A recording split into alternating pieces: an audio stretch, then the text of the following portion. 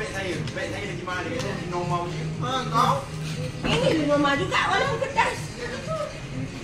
Datang beli juga baru dapat ni. Kalau masuk dia tak dapat ni. Berapa ringgit? Ya Allah, dah buka dengan hati macam ni. Setiap kali aku pergi masuk kat kedai kan, aku setiap kali kenapa aku ambil duit kan? Bila aku keluar kan, balik mesti tak ada duit. Kan?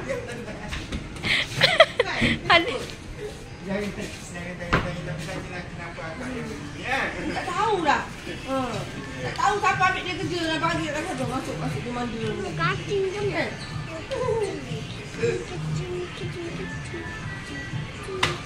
Tadi kan habis blender je. Berapa ringgit? Hari tu tak sebab beli dah habis. Kalau akak kecil 100 kan dapat potongan 10 ringgit. RM10 je? Lagi dia kata lagi 20. Tak ada setiap pembelian aku jual sendiri. Kenapa tak ada suruh beli 20 dapat 2? Yang panjangnya RM10 kita dapat.